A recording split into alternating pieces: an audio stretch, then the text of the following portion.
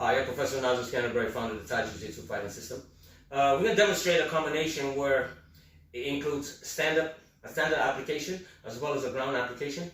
And the standard application is going to look something like this. So we're going to start off basically with a boxing combination where it's more a little bit more.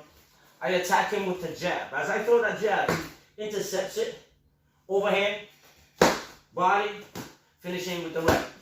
Now, in a situation like that where we work the combination, obviously sometimes when your opponent is hurt, especially in an MMA circumstance, he's going to want to actually engage because he doesn't want to get hurt anymore. So he engages. So I'm going to engage for the takedown. Okay? So I'm going to basically show what the takedown is going to be like. So after the boxing combination, I'm going to reach in. I control him. Turn a little bit. So as I control, leg around the hips, my leg, I'm going to bring him down. And then he's going to pull full guard from that point. So the boxing combination, let's work it. As I attack, he intercepts. Finish with the leg. I shoot in. I go for my takedown. He pulls guard. Now, in this situation, turn a little bit. Whether I'm wearing a jacket or the MMA gloves, he's gonna want to control inside. So he controls inside my arm, so I can't punch him. As he does that, now he's gonna shrimp out. He brings his knee in front of my chest. Reason why is so that way I can't get close. If he extends his hips, I can't reach him from there. Now he shrimps out. He sits up. Turn. As he's in that position, he puts his knee in front of my chest so that I can't engage and his foot in front of me. So if I want to punch him and he kicks that leg out, my most important thing is now looking for my balance as I'm pinnacle. Now he strikes me there. I'm hurt. He's going to end up in this position. Now he goes over my back, cross faces me. His cross face, when he reaches around, you want to bring his thumb as much as he can to my neck, because I'm already choking here. Then he's going to slide his knee underneath my stomach, controlling my hips. The reason why he's controlling my hip is so that I can't roll away from him. Now he brings me down. He's holding on to my shoulder. One second. He's holding my shoulder here, so I can't take that down. So he's anchoring his hands onto my shoulder.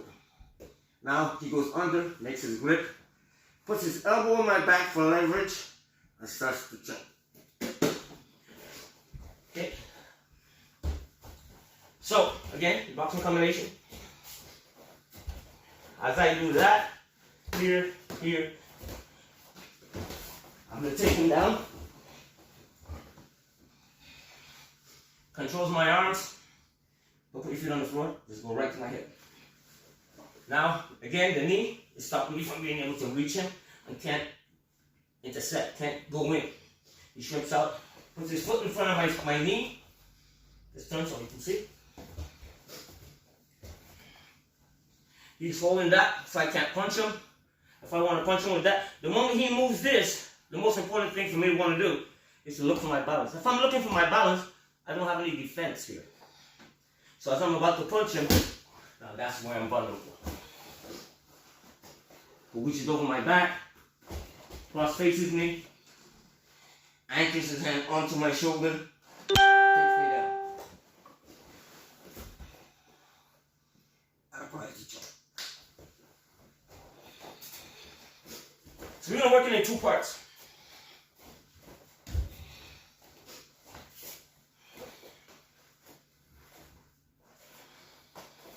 So a couple of times we're going to work the drill, just to give you an idea basically how the striking application or how it's actually applied.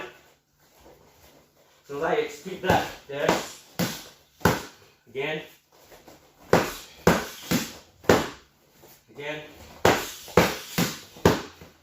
So as I try to engage, he avoids my jab and he intercepts me. Let's go from the other angle. So as I engage, he intercepts right there.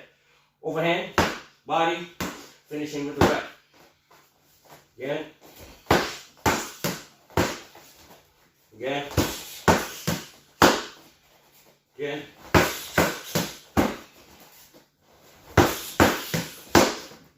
Again. Okay, so let's go to the ground application.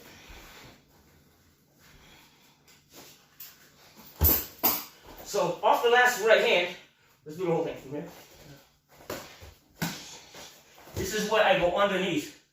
I shoot in. Take your time. Control. Now I'm going to wrap his leg to guarantee me that he's going to fall. I end in the guard. A lot of times in the guard I'm going to want to strike. So he wants to control my arms to take away that possibility of me striking him. He puts his foot on my hip, brings his knee in front of my chest. So that way now I can't, if he pushes his hips up, his head is far away, I can't reach him. So in such a situation, now he strips out, brings his foot in front of my knee. So his other foot is in front of my knee. So that way if I want to strike him, as I strike him, bring that hand a little bit more. As I try to strike him, he puts that down, I'm vulnerable. Turns over, I'm ending in this position. He's going for it. He goes for seat nut position, reaches over my back so that I don't roll away that way. Just 1 second. So now from here, if he didn't have this here, it's easy for me to turn. So he wants to control my hips so I can't turn. And also he feels me when I'm about to turn. Cross face. That's it. Now he brings this knee. Notice the other foot is up. So it gives him leverage or leeway to get this knee underneath my stomach. He pulls me over from the hips. So now my back is vulnerable. Grab his two hands together, anchors his elbow in my back, and applies the choke.